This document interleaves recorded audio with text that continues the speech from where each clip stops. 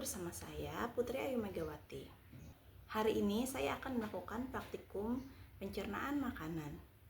Tujuan praktikum hari ini adalah dapat mengurutkan bagian dari sistem pencernaan. Untuk mendapatkan sumber energi, kita perlu mengkonsumsi makanan.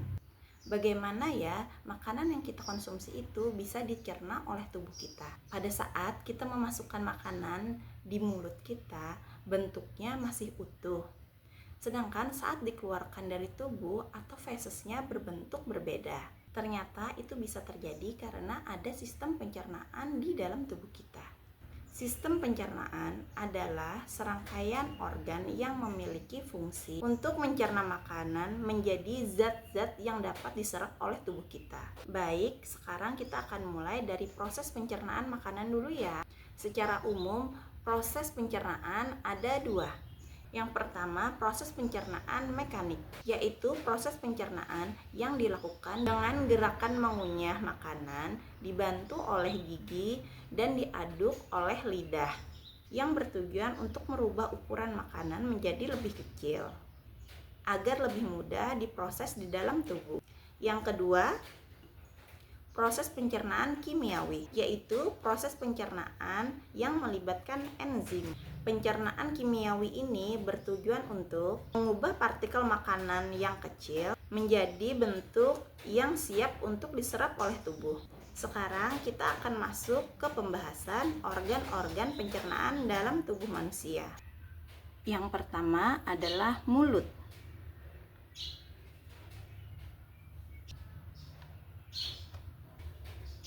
Mulut berfungsi sebagai tempat masuknya makanan dan dimulainya proses pencernaan.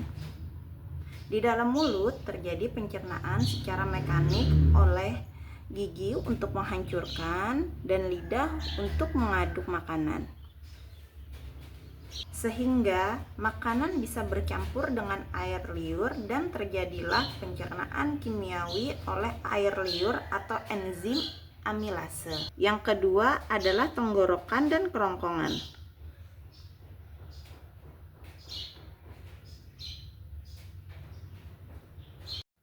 Tenggorokan atau faring adalah saluran penghubung rongga mulut ke kerongkongan. Makanan yang masuk melalui mulut, kemudian masuk melalui tenggorokan atau faring, kemudian masuk melalui kerongkongan atau esofagus. Pada dinding esofagus terjadi gerakan peristaltik. Gerakan ini mendorong makanan masuk menuju lambung. Kemudian yang ketiga adalah lambung.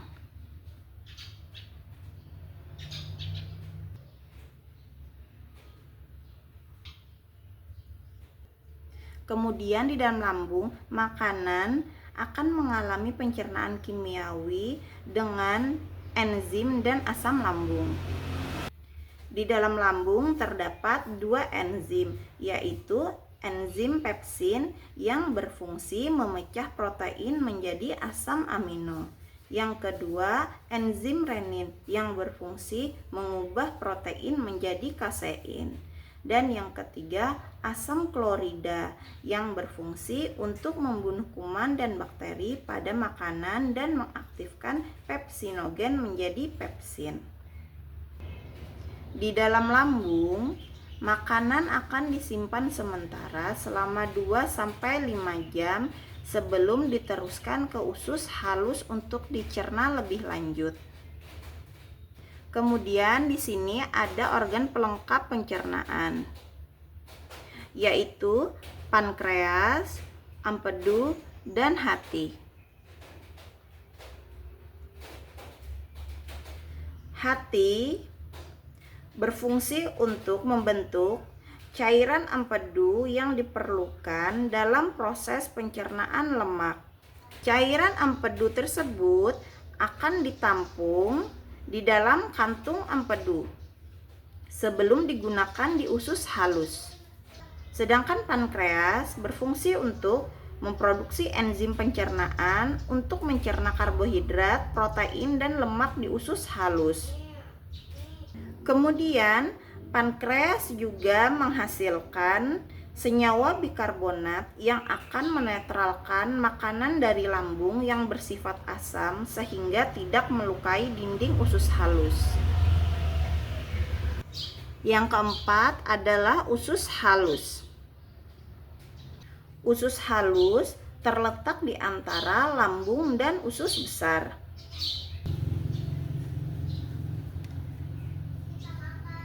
Usus halus terdiri dari 3 bagian. Yang pertama adalah duodenum atau usus 12 jari.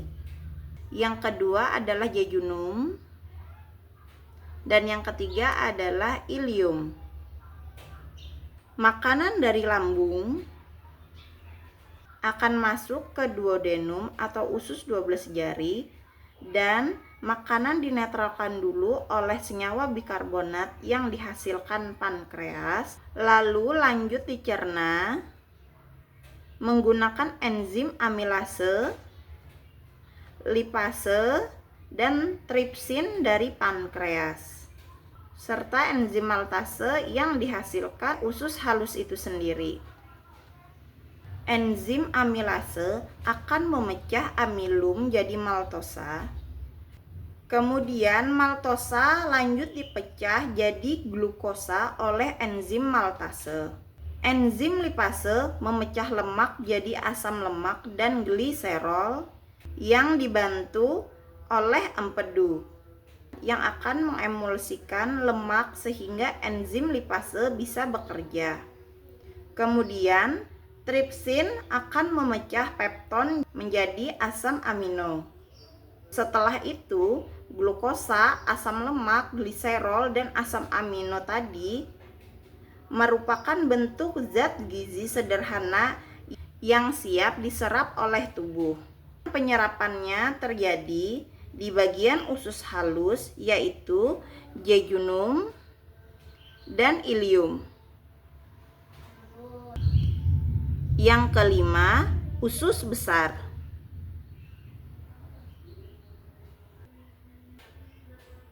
Usus besar adalah organ pencernaan yang terhubung dengan usus halus. Sisa makanan yang tidak bisa dicerna dan diserap oleh tubuh akan diteruskan ke usus besar.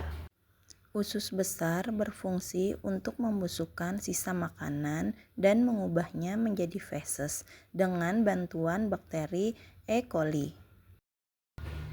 Pada usus besar terdapat beberapa bagian.